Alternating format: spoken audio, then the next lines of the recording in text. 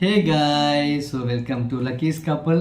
So இந்த வீடியோவில் என்ன பார்க்க போகிறோம் பார்த்தீங்கன்னா, நிறைய பேர் கேட்டிருந்தீங்க ஏன்னா உங்கள் லவ் ஸ்டோரி வீடியோ போடுங்கன்னு சொல்லிட்டு. ஸோ எப்படின்னா, நான் இந்தியா, இவங்க ஸ்ரீலங்கா. எடுத்தோடனே எல்லோரும் கேட்ட கேள்வியே பார்த்தீங்கன்னா எப்படி இந்தியாவுக்கும் ஸ்ரீலங்காவுக்கும் கனெக்ஷன் ஆச்சு அப்படின்னு தான் கேட்டிருந்தாங்க.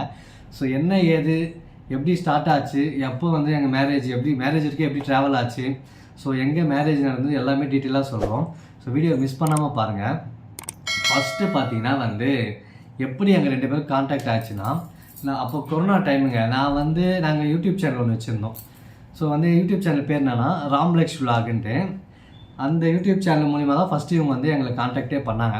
அந்த யூடியூப் சேனலில் பார்த்தீங்கன்னா ஃபுல்லாக டாக்ஸ் ரிலேட்டட் வீடியோஸ் தான் போட்டுட்ருப்போம். ஏன்னா நம்ம வீட்டில் ஆல்ரெடி 2 டாக் இருக்குங்க. ஒன்று டாபர்மேன் இருக்குது, இன்னொன்று சிப்பி பாறை இருக்குது.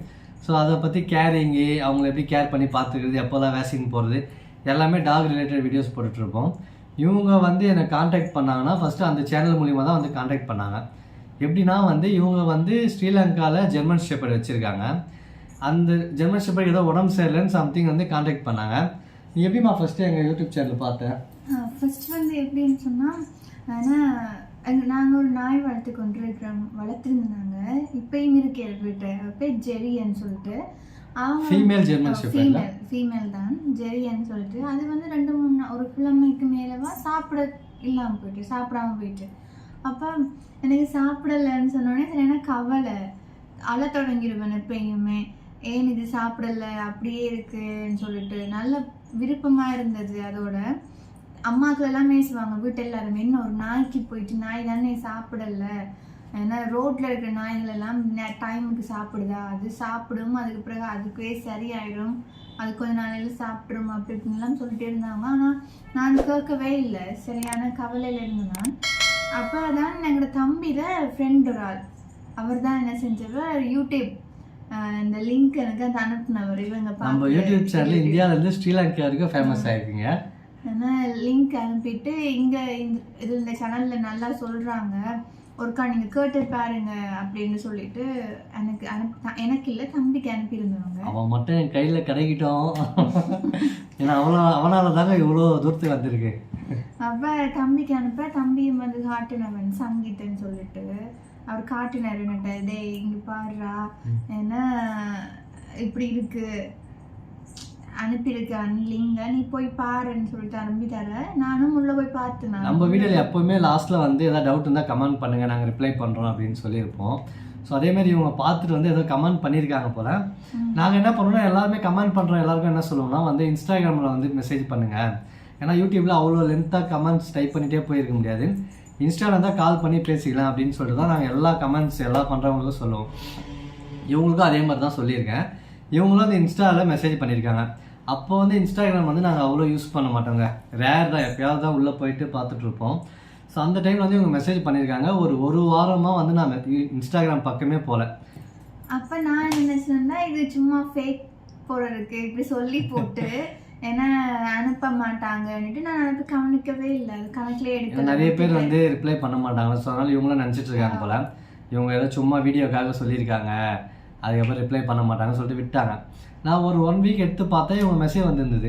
என்னென்னா ஹாய் ப்ரோ, நாங்கள் ஸ்ரீலங்காலேருந்து பேசுகிறோம், எங்கள் வீட்டில் ஜெர்மன் ஷெப்பர்ட் இருக்குது, உடம்பு சரியில்லை, என்ன பண்ணலாம், சாப்பிடல அப்படி இப்படின்னு போட்டிருந்தாங்க. எங்களுக்கு பார்த்தோன்னே ஒரே சந்தோஷம், என்னடா இது நம்ம சப்ஸ்கிரைபர் ஸ்ரீலங்காலேருந்துலாம் நம்ம வீடியோ பார்க்குறாங்களா அப்படின்னு சொல்லிட்டு அவங்களுக்கு மெசேஜ் போட்டு விட்டேன். சும்மா நம்ம யாராக இருந்தாலும் மெசேஜ் பண்ணால் நம்ம உள்ளே போய் ப்ரொஃபைல் உள்ள பார்ப்போம்ல, அப்படி போய் ப்ரொஃபைலில் பார்க்கும்போது ஃபுல்லாக இவங்களோட தம்பி ஃபோட்டோ.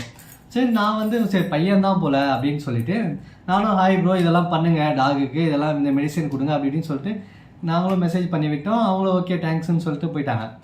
அதோடு முடிஞ்சிருக்க வேண்டியதுங்க. அதுக்கப்புறம் என்னாச்சுன்னா திரும்பி ஒரு 2 நாள் கழிச்சு திரும்பி மெசேஜ் பண்ணாங்க. என்னென்னா, நாய் இப்போ கொஞ்சம் நல்லா சாப்பிடுது, தேங்க்யூ, நீங்கள் நல்லா ஹெல்ப் பண்ணீங்க அப்படின்னு சொல்லியிருந்தாங்க. நாங்களும் சரி ஓகே, அதுலலாம் இருக்குது, தேங்க்ஸ் ப்ரோ அப்படின்னு சொல்லிட்டு அதுக்கப்புறம் சும்மா பேச ஆரம்பிச்சு. என்ன ப்ரோ, ஸ்ரீலங்காவில் வீடியோலாம் பார்த்துட்ருக்கீங்களா, எப்படி இந்த வீடியோ யார் உங்களுக்கு அனுப்புனா அப்படின்லாம் கேட்க ஆரம்பித்தேன். அவங்க சொன்னாங்க, என் தம்பியோட ஃப்ரெண்டு தான் எனக்கு அனுப்பியிருந்தான், நீங்கள் நல்லா சொல்கிறீங்க, நல்லா எக்ஸ்பிளைன் பண்ணுறீங்க, ரொம்ப தேங்க்ஸு, நான் என்ன பண்ணுறதுன்னு தெரியாமல் இருந்தேன், உங்கள் வீடியோ பார்க்கறது தான் கொஞ்சம் எனக்கு கைடன்ஸாக இருந்தது அப்படின்லாம் சொல்லியிருந்தாங்க. அதுக்கப்புறம் என்ன சொன்னாங்கன்னா அதுக்கப்புறம் விட்டாச்சு. அதுக்கப்புறம் ஒரு 1 டே கழித்து திரும்பி ஏதோ கொஞ்சம் உடம்பு சரியில்லை, சரியாக சாப்பிட மாட்டேங்குது, என்ன ஃபுட்டு கொடுக்கலான்னு கேட்டிருந்தாங்க. நான் வந்து ப்ரோ தான் பேசிகிட்டு இருப்பேன். என்ன bro, okay bro, fine bro அப்படின்னு சொல்லிட்டு. அதுக்கப்புறம் வந்து ஏதோ சொன்னாங்க, நான் உங்களை வந்து ரொம்ப கரைச்சல் படுத்துறேன்னு விளங்குது ப்ரோ அப்படின்னு மெசேஜ் பண்ணியிருந்தாங்க. நம்மளுக்கு சுத்தமாக புரியல. கரைச்சல்ன்ற வார்த்தையை அப்போ தானே ஃபஸ்ட் டைம் கேள்விப்படுறேன். ப்ரோ புரியல ப்ரோ, எனக்கு வாய்ஸ் மெசேஜ் போடுங்கன்னு சொல்லிட்டு நான் வெளியே வந்துட்டேன் இன்ஸ்டாகிராம்லேருந்து. அதுக்கப்புறம் இவங்க வாய்ஸ் மெசேஜ் போட்டிருக்காங்களே, அதுக்கப்புறம் வாய்ஸ் மெசேஜ் போட்டாங்க. என்னன்னா வந்து நான் உங்களை டிஸ்டர்ப் பண்ணுறேன். ஆமாம், ஸ்ரீலங்காவில் வந்து கரைச்சல் படுத்துறதுனா டிஸ்டர்ப் பண்ணுறதா அப்படின்ற மாதிரி சுத்த தமிழில் அவங்க அப்படி போட்டு எனக்கு வாய்ஸ் மெசேஜ் போட்டாங்க. நான் ஒரு நாள் ஃபுல்லாக பார்க்கவே இல்லை வாய்ஸு. இன்ஸ்டாகிராமில் அதில் யூஸ் பண்ண மாட்டேன்னு சொன்னல. நெக்ஸ்ட் டே போய் பார்த்து ஓப்பன் பண்ணி ஒரு வாய்ஸ் நோட் வந்திருக்கு. ஓப்பன் பண்ணால் ஒரு லேடியோட வாய்ஸு, ஒரு கேர்ள் பேசுகிறாங்க. எனக்கு செம்ம ஷாக்கு. என்னடா இது ஃபுல்லாக பையன் தான் நம்ம பேசிகிட்டு இருக்கோம், கேர்ள் பேசுகிறாங்கன்னு சொல்லிட்டு அதுக்கப்புறம் தான் மெசேஜ் போட ஆரம்பித்தேன். நீங்கள் கேர்ளா அப்படின்னு சொன்னால் ஆமாம்மா, ஏன்னா உங்கள் ப்ரொஃபைலில் ஃபுல்லாக பையன் ஃபோட்டோ தானே இருக்குன்னு கேட்டதுக்கு என் தம்பி எதை அப்படின்னு சொல்லியிருந்தாங்க. அதுக்கப்புறம் வந்து அப்படியே நார்மலாக போச்சுங்க. சரி, கேர்ள்ன்ற வாய்ஸும் நல்லா இருந்தது தான், நம்ம சும்மாவாக விடுவோம். அதுக்கப்புறம் அப்படியே கண்டினியூ பண்ண ஆரம்பித்தோம். ப்ளஸ் வந்து ஒரு நல்ல ப்ளஸ் பாயிண்ட் என்னன்னா, இவங்க ஸ்ரீலங்கன் தமிழில் பேசுவாங்க. ஸோ அது வந்து எல்லாருக்குமே அவ்வளோ பிடிக்கும். இங்கே இந்தியாவில் தமிழ்நாட்டில் இருக்க எல்லாருக்குமே அந்த தமிழில் பேசினா அவ்வளோ சுத்தமாக பேசுவாங்க. நல்லா இருக்கும் கேட்குறதுக்கு, கேட்டுகிட்டே இருக்கலாம் போல் இருக்கும். அப்படி பேச ஆரம்பித்து அதுக்கப்புறம் வாய்ஸ் நோட்டாக போட்டு போயிருந்தது. அதுக்கப்புறம் ஒரு 1 வீக் இருக்குமா, அதுக்கப்புறம் வந்து இவங்க மெசேஜ் அனுப்புவாங்க. நான் வந்து டக்குன்னு பார்த்து ரிப்ளை பண்ண மாட்டேன். அப்படியே கொஞ்சம் கொஞ்சமாக போயிட்டு இருந்தது. அதுக்கப்புறம் வந்து நான் என்ன சொன்னேன்னா வந்து இதுதான் என் வாட்ஸ்அப் நம்பரு. நான் வந்து என்ன யோசிச்சேன்னா, நீங்கள் உங்கள் நம்பர் கொடுங்க, நான் வாட்ஸ்அப்பில் மெசேஜ் பண்ணுறேன்னு சொல்லலான்னு பார்த்தேன். அதுக்கப்புறம் நம்பர் கேட்டு அவங்க தராமல் போயிட்டாங்கன்னு வச்சிங்க, செம்ம இதுவாகிடும்ல. அதுக்கப்புறம் பேசுறதுக்கே தோணாது, ஒரு மாதிரி இன்சல்ட் பண்ணுற மாரி ஆகிடும்ல. எந்த கேர்ள்ஸாக இருந்தாலும் பாய்ஸ் நம்பர் கிட்ட தரமாட்டாங்க, தரவும் கூடாது. ஆனால் வந்து நம்ம கேட்டு தரலையேன்னு சொல்லிட்டு ஒரு மாதிரி ஃபீல் ஆகிடும்னு சொல்லிட்டு நான் விட்டுட்டேன். நான் என்ன பண்ணேன், என் நம்பர் அனுப்பிச்சிட்டேன் அவங்களுக்கு. இதுதான் என் வாட்ஸ்அப் நம்பரு, உனக்கு எதாவது டவுட்னா நீ வாட்ஸ்அப்பில் கேளு, நான் வந்து இன்ஸ்டாகிராம் அந்தளவுக்கு யூஸ் பண்ண மாட்டேன்னு சொல்லிட்டு நான் விட்டுட்டேன். அதுக்கப்புறம் பார்த்தா வாட்ஸ்அப்லேயே மெசேஜ் வந்தது. ஹாய் அண்ணா, நான் என் நேம் சகானா அப்படின்னு சொல்லிட்டு ஃபஸ்ட்டு அண்ணா தான் பேசியிருந்தாங்க, சகானான்னு சொல்லிட்டு. அதுக்கப்புறம் அப்படியே பேச ஆரம்பித்தோம். அதுக்கப்புறம் அப்படியே பேசி இவங்க என்ன ஒர்க் பண்ணுறீங்க, நான் என்ன ஒர்க் பண்ணுறேன், அப்படி இப்படின்னு போய் ஒரு கட்டத்தில் வந்து கொஞ்சம் அப்படியே நல்லா ஸ்மூத்தாக போக ஆரம்பிச்சிச்சு. இவங்க வந்து எப்படின்னா வந்து இவங்ககிட்ட பேசுகிறது எனக்கு வந்து செக்யூரிட்டியாக ஃபீல் ஆகுது அப்படின்ற மாதிரிலாம், செக்யூரிட்டியாக ஃபீல் ஆகுதுன்னெலாம் சொன்னாங்க. நான் வந்து யாரோ ஒரு ஆளுகிட்ட பேசுகிற மாதிரி இல்லை, என் ஃபேமிலி மெம்பரில் ஒருத்தர்கிட்ட பேசுகிற மாதிரி இருக்குது அப்படின்ற மாதிரிலாம் ஃபீல் ஆகிட்டாங்க போல். நம்மளுக்கு சொல்லவா வேணும், ஏதாவது ஒரு பொண்ணு பேசினா எப்படிலாம் பேசுவோம். ஸோ அதனால் வந்து மேடம் அப்போயே கொஞ்சம் இம்ப்ரெஸ் ஆகிட்டுருக்காங்க. எனக்கும் ஒரு ஐடியா இருந்தது, ஓகே செம்மையாக இருக்குது, ஸ்ரீலங்கன் லாங்குவேஜு ப்ளஸ் வேறு பொண்ணு ஃபோட்டோ அனுப்பிச்சிருந்தாங்க, ஃபேமிலி ஃபோட்டோ டைம் அனுப்பியிருந்தாங்க. ஏதோ ஃபங்க்ஷனுக்கு போய்ட்டு ஒரு ஃபேமிலி ஃபங்க்ஷனுக்கு போகிறேன்னு சொன்னாங்க. ஃபோட்டோ எதாவது அனுப்பிச்சி விடுங்க, என்ன ஃபங்க்ஷன், எப்படி அங்கே ஃபங்க்ஷன் நடக்கும். இவங்ககிட்ட டேரெக்டாக நான் கேட்டுருப்பேன் ஃபோட்டோ அனுப்புங்கன்ட்டு, ஏதாவது தப்பாக நினச்சிக்க போகிறாங்கன்னு சொல்லிட்டு நீங்கள் ஃபேமிலி ஃபோட்டோ அனுப்பி விடுங்க, அந்த ஃபங்க்ஷனில் எப்படி நடக்கும் நான் பார்க்கணுன்னு சொல்லிட்டு அப்படி நான் கேட்க ஆரம்பித்தேன். இவங்களும் ஃபோட்டோ அனுப்பிச்சாங்க. அந்த ஃபோட்டோவில் பார்த்தீங்கன்னா அவங்க அப்பா அம்மா கூட ஒரு 3-4 பொண்ணுங்க இருந்தாங்க, பசங்களாம் இருந்தாங்க. ஐயோ யார் இந்த பொண்ணுன்னு தெரியலையேன்னு சொல்லிட்டு ஒரு மாதிரி க்யூரியாசிட்டியாக இருக்கும்ல, எப்படியாவது கேட்டுணும் யார் இந்த பொண்ணு அப்படின்னு சொல்லிட்டு. அதுக்கப்புறம் வந்து யார் உங்கள் தங்கச்சியா இவங்களாம் அப்படின்னு கேட்க ஆரம்பித்தேன். இல்லை கசின்ஸு, நான் வந்து அம்மா பக்கத்தில் இருக்கிறதா நான் அப்படின்னு சொன்னான். அப்போ தான் பார்த்தா ஓகே நல்லாவும் இருந்தாங்க, இவங்க க்யூட்டாக இருந்தாங்க அந்த டைமில். இந்த டைம்லேயே க்யூட்டாக. ஸோ வந்து அதுக்கப்புறம் என்ன ஆச்சுன்னா, அதுக்கப்புறம் பார்த்தீங்கன்னா பொண்ணும் பார்த்தாச்சு. அதுக்கப்புறம் பார்த்தீங்கன்னா வாய்ஸும் கேட்டாச்சு, நல்லா பேசிகிட்டு இருக்காங்க. ஸோ மனசில் ஆனால் பார்த்தீங்கன்னா ஒரு ஐடியா இருந்தது, ஓகேவா. ஆனால் வந்து என்ன யோசிச்சோன்னா வந்து நம்மளுக்கு செட் ஆகாது, நம்ம இந்தியா ஸ்ரீலங்கா, ஸோ எப்படி செட் ஆகும் நம்மளுக்கு. ஏன்னா இங்கே ஏகப்பட்ட ஃபார்மாலிட்டிஸ் இருக்குல்ல, போய் பொண்ணு வீடு பார்க்கணும், பொண்ணு வீட்டாருங்க பசங்க வீடு வந்து பார்க்கணும், அதுக்கப்புறம் வந்து ஒரு 2-3 டைம் போயிட்டு வரணும், அதுக்கப்புறம் தான் எல்லாமே ப்ராசஸ்ஸு. ஸோ இதெல்லாம் இருக்கும்போது எப்படி செட் ஆகும் அப்படின்னு சொல்லிட்டு வேணான்னு விட்டாச்சு. எங்கள் வீட்டில் வேறு எங்கள் ஃபேமிலி சைடு ஒருத்தர் கூட லவ் மேரேஜே இல்லை, எல்லாமே அரேஞ்ச் மேரேஜ். ஃபஸ்ட் டைம் நான் தான் வந்து ரிஸ்க் எடுக்கிற மாதிரி. ஸோ என்ன பண்ணுவாங்கன்னு தெரில வீட்டில், அதெல்லாம் ஏகப்பட்ட யோசனை இருந்ததுங்க. உனக்கு எப்படி? அங்கேயும் தான் அப்படித்தான் இருந்தது. ஆனால் இப்போ ஒரு நம்பிக்கை இருந்தது, நான் கலைக்கிற நேரம், இவரோட கலைக்கிற நேரம் ஒரு வெளியானோட கலைக்கிற மாதிரியே இல்லை. பர்ஃபார்மன்ஸ், ஐயாவோட பர்ஃபார்மன்ஸ் அப்படி. வீட்டிலே இருக்கிற ஒரு ஆளோட கலைக்கிற மாதிரி அவ்வளோ செக்யூராக நல்லா அப்படி எடுத்த உடனே என்ன செய்வாங்கண்டா, கலைச்சிட்டு இருக்கக்குள்ளேயே வேற படங்கள்ல நிறைய பார்த்துருக்கேன் நானே. அப்போ அந்த ஒரு பயம் வேற. நான் முதல்லேன்னு சொல்லலை இவர்கிட்ட நான் ஒரு கேர்ள் அண்டு இவர் பாய் அண்டு கதைக்கவே நானும் அப்படியே அப்பா அப்படியே நம்ம 1 வீக் இல்லை 10 days கிட்ட அப்படி தாங்க பேசியிருப்போம். நான் ப்ரோன்னு தான் பேசிகிட்டு இருப்பேன், இவன் வந்து என்னையும் ப்ரோன்னு தான் சொல்லி பேசிகிட்டு இருப்பான். அந்த ஒரே ஒரு வாய்ஸ் நோட்டில் வந்து மாட்டினான் என்கிட்ட. ஓகேவா. அதுக்கப்புறம் என்னாச்சுன்னா வந்து 2 பேருக்குமே ஐடியா இருந்தது, ஆனால் 2 பேருமே சொல்லிக்கல. சரி இருந்தாலும் ஒன்றாலாம் சேர முடியாதுன்னு தெரியும், எது தேவையில்லாமல் அப்படின்னு சொல்லிட்டு விட்டுட்டோம். அதுக்கப்புறம் இன்னும் நல்லா க்ளோஸ் ஆகிட்டோம். ஸோ அதுக்கப்புறம் எப்படின்னா வந்து ஒரு நாள் கூட வந்து பேசாமல் இருக்க முடியல. ஸோ வந்து அது ஒரு மாதிரி இந்த மாதிரி இருந்துச்சு. அதுக்கப்புறம் நான் வந்து என்னென்னலாம் பரவாயில்ல அப்படி பார்த்துக்கலாம் அப்படின்னு சொல்லிட்டு ப்ரப்போஸ் பண்ணிட்டேன். வேலண்டைன்ஸ் டே அதிகமாக கரெக்டாக ப்ரப்போஸ் பண்ணேன். ப்ரப்போஸ் பண்ணிட்டு இவங்க மேடம் சொல்ல எனக்கு டைம் வேணும், பார்த்தீங்களாங்க அங்கேயும் அலைய விட்றாளுங்க பொண்ணுங்க பசங்களை, டைம் வேணும்னு சொல்லிட்டான். ஏன்னா இவனுக்கு அந்த பயம் இருந்தது, என்னென்னா வந்து எப்படி வெளிநாட்டில் இருக்கோம் எப்படி என்ன எதுன்ட்டு, ஏன்னா ஒரு முறை கூட நேரில் பார்க்கல அப்படின்னு சொல்லிட்டு அதுக்கப்புறம் 1 மாதம் டைம் எடுத்து தான் இவன் அக்செப்டே பண்ணாங்க. அக்செப்ட் பண்ணிவிட்டு அப்படியே வந்து ஒரு 2.5 years ட்ராவல் பண்ணிட்டோம், நேரில் ஒரு முறை கூட பார்க்காம.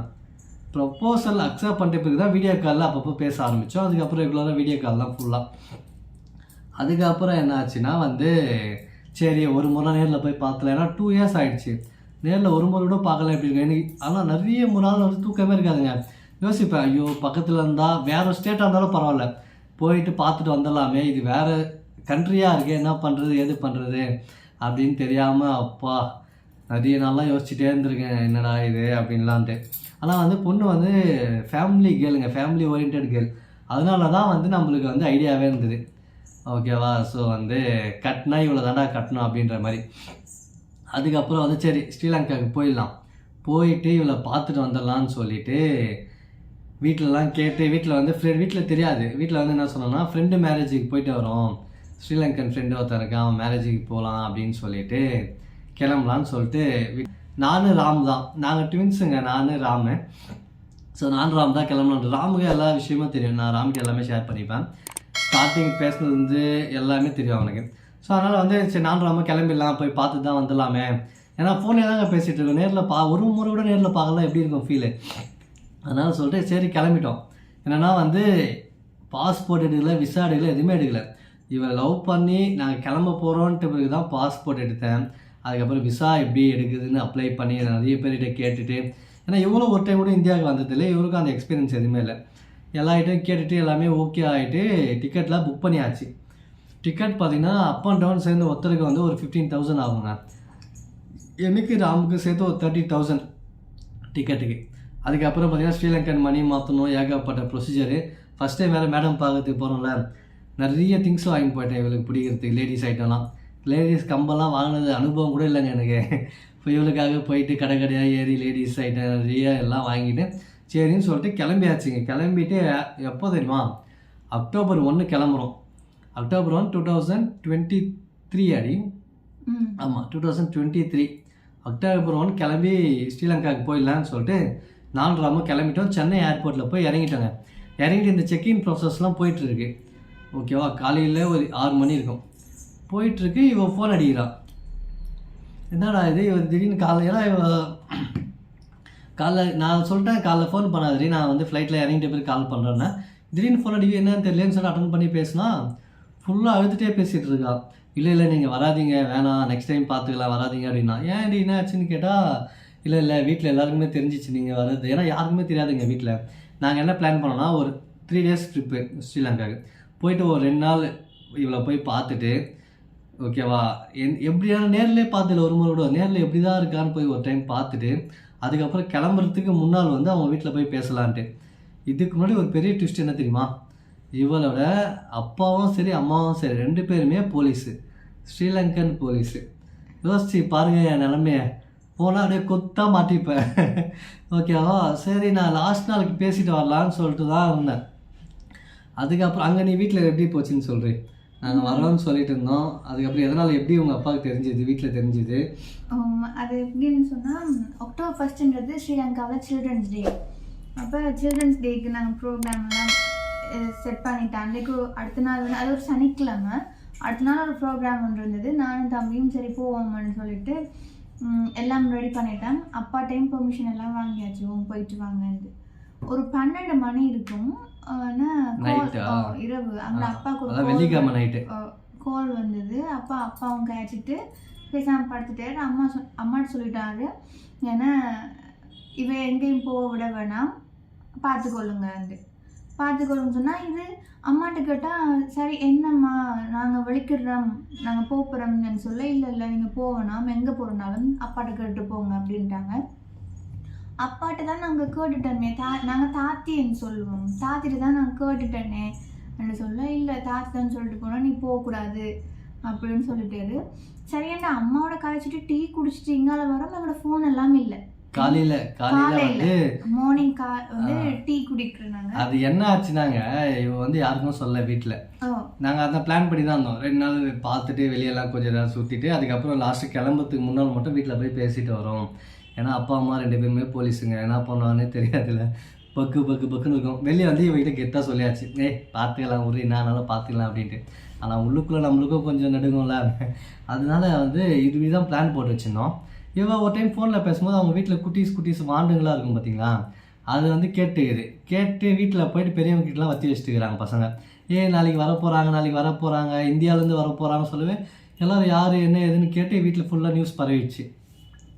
அதுக்கப்புறம் காலையில் இவ ஃபோன் பண்ணி அழுகுறா வராதிங்கன்ட்டு. ஏன்னா அப்புறம் சொல்லு என்னாச்சு, ஃபோன் எடுத்துட்டாரா வீட்டில் எப்படி இருக்குங்க, பொண்ணை பொத்தி வளர்த்துருக்காங்க அவ்வளோ நல்லா. திடீர்னு ஒருத்தர் வெளிநாட்டிலேருந்து வரான் பொண்ணு பார்க்கறதுக்கு, லவ் பண்ணுறான்னு தெரிஞ்சால் அவனுக்கு எவ்வளோ காண்டாகும். அதனால வீட்டில் ஃபுல்லாக ஃபோன் எடுத்துட்டாங்களா?